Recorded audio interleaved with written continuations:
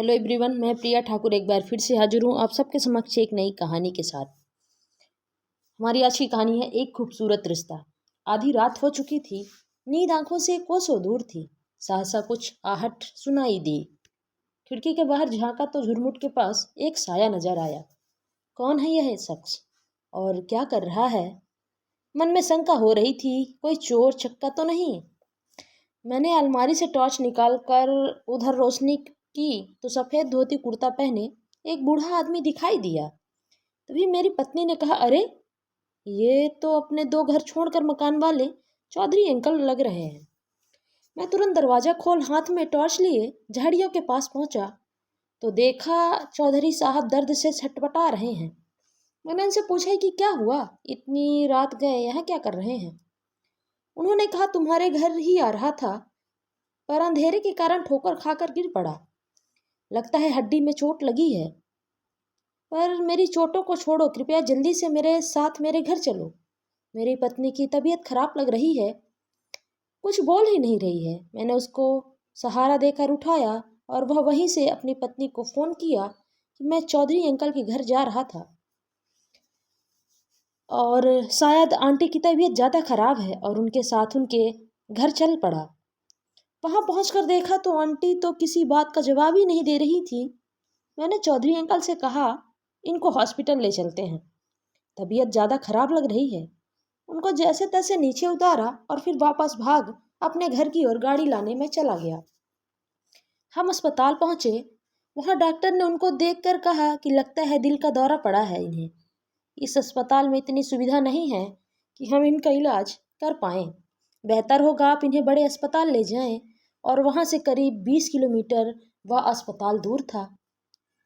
Chaudhary uncle घबरा गए यह सुनकर और बोले, बेटा मेरी तो समझ में कुछ नहीं आ रहा है कि क्या करूं। मैंने कहा, आप चिंता ना करें, मैं भी आपके साथ चलता हूं, सब ठीक हो जाएगा, ईश्वर पर भरोसा रखिए। चौधरी अंकल बहुत ही सरल इंसान थे। उनके एक बेटा भी है जो बेंगलुरु में सॉफ्टवेयर कंपनी में काम करता है। उसने बहुत बार इनको वहाँ बुलाना चाहा पर ये जाने को राजी ही नहीं होते। कहते कि पूरी जिंदगी यहाँ गुजार दी, अब और कहीं जाकर रहना मुश्किल है। लेन देन के इतने पक्के कि मैं जब भी शहर आता या जाता तो उनको फ़ोन करके पूछ लिया करता कि आपके लिए कुछ लाना है क्या। वहाँ से तो ये अपनी लिस्ट देते सामान की और शाम को फ़ोन करते, आ गए क्या वापस शहर से। फिर पूछते कितने पैसे देने हैं मुझे तुम्हारे सामान के, तथा हमेशा पूरे पैसे देकर अपना सामान लेके जाते थे। मैंने एक बार उनसे कहा, इतनी जल्दी भी क्या रहती है आपको पैसे देने की? तो बोले, बेटा आज तक कभी उधार में सामान नहीं लिया, अब इस उम्र में क्या मालूम कब टपक जाऊं, कहीं तुम्हें रुपए देने के पहले ही चल बसा तो। ना बाबा ना, सामान तो पैसे देकर ही लेके जाऊंगा। मैंने एक एम्बुलेंस की व्यवस्था की और उनसे कहा कि चले तो वे थोड़े रुआसे से हो गए और बोले, बेटा मेरे पास घर में नकदी तो सिर्फ 10,000 या 12,000 रुपये ही होंगे और नेट बैंकिंग में करता नहीं, बिना पैसे कैसे जा पाऊंगा। और उनकी आंखों में आंसू आ गए। मैंने उनको कहा, तो क्या हुआ, हम एम्बुलेंस को पहले मेरे घर की तरफ ले चलेंगे और वहाँ सुधा मेरी पत्नी को भी बता दूंगा कि हम शहर जा रहे हैं और घर से क्रेडिट कार्ड भी ले लूँगा। पैसे की चिंता आप नहीं करें। हाँ, अपने बेटे को ज़रूर फ़ोन करके बुला लें क्योंकि मुझे परसों ऑफिस के काम से बाहर जाना पड़ेगा। यह सुनकर उन्होंने मुझसे और कुछ नहीं कहा पर मैं उनके चेहरे पर अपनत्व की झलक साफ देख पा रहा था। वैसे भी ना जाने क्यों मुझे इनसे एक अलग सा लगाव था, बिल्कुल मेरे पापा जैसे लगते थे मुझे। मैंने घर से क्रेडिट कार्ड लिया और पत्नी से बोला, आने में देर हो जाए तो तुम चिंता मत करना। और हम निकल पड़े शहर की ओर। वहाँ पहुँचते ही आंटी को इमरजेंसी वार्ड में भर्ती करवा दिया गया। उनको देखते ही डॉक्टर ने कहा, एकदम सही समय पर आए हैं आप लोग, थोड़ी और देर हो जाती तो मुश्किल हो जाती। मैंने पैसा डिपॉजिट करवा दिए और आंटी का ट्रीटमेंट शुरू हो गया। शाम तक उनका बेटा भी आ गया, बहुत ही परेशान था बेचारा। उसने सब कुछ समझा कर मैं टैक्सी लेकर वहाँ से वापस घर आ गया।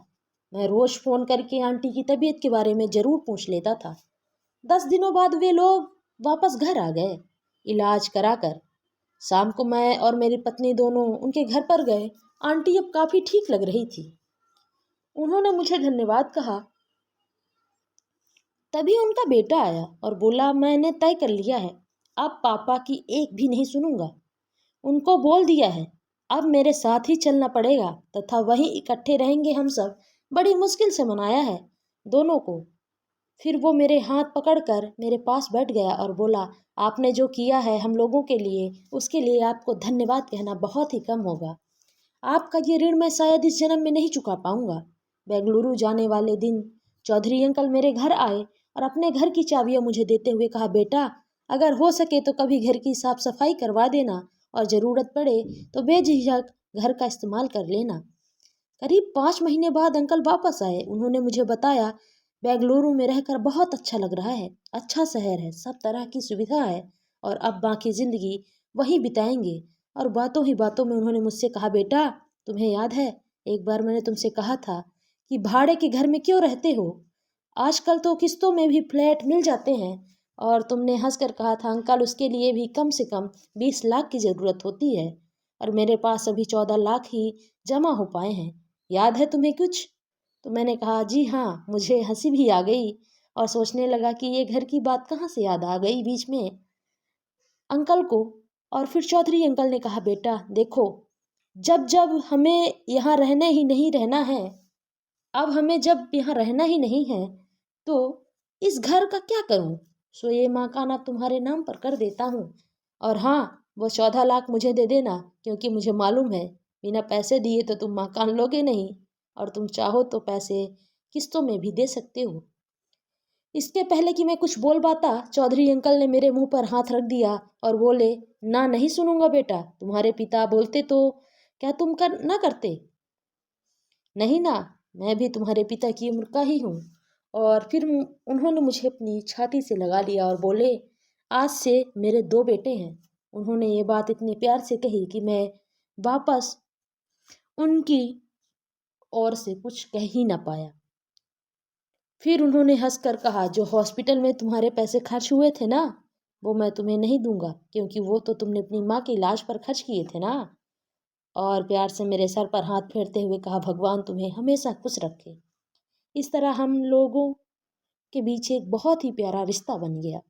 आपको हमारी आज की ये कहानी कैसी लगी कमेंट सेक्शन में ज़रूर बताएं।